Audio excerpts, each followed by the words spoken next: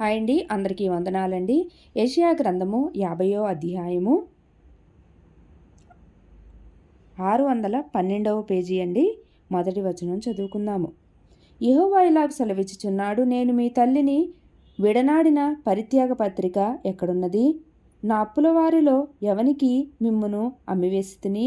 మీ దోషములను బట్టి మీరు అమ్మబడితిరి, మీ అతిక్రమములను బట్టి మీ తల్లి పరిత్యాగము చేయబడిను. 2వ వచనం అండి. నేను వచ్చినప్పుడు ఎవడునూ లేకపోనేలా, నేను పిలిచినప్పుడు ఎవడునూ ఉత్తరమియ్యకుండానేలా, నా చెయ్యి విమోచింపలేనంత కొరచేయిపోయినా విడిపించుటకు నాకు శక్తి లేదా?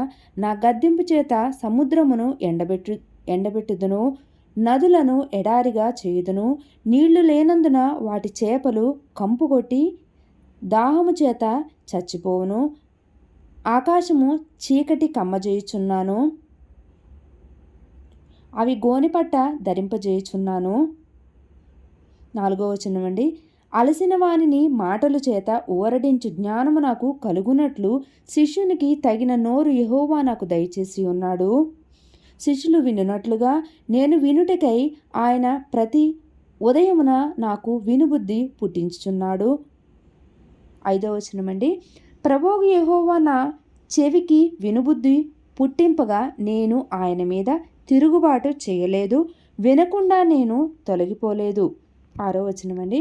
కొట్టువారికి నా వీపును అప్పగించితిని, వెంట్రుకలు పెరికివేయువారికి నా చెంపలను అప్పగించితిని. వెంట్రుకలు పెరికివేయి వారికి నా చెంపలను అప్పగించితిని, ఉమ్మివేయి వారికిని అవమానపరచువారికిని నా ముఖము దాచుకొనలేదు. ప్రభువు యెహోవా నాకు సహాయము చేయువాడు గనుక నేను సిగ్గుపడలేదు. నేను సిగ్గుపడనని ఎరిగి నా ముఖమును చెకుముకి రాతి వలె చేసుకుంటుని. 8వ వచనం అండి. నన్ను నీతిమంతునిగా ఎంచువాడు ఆసన్నుడై ఉన్నాడు. నాతో వ్యాజ్యమాడెవడు? వాడెవడు? మనము కూడుకొని వ్యాజ్యమాడుదము.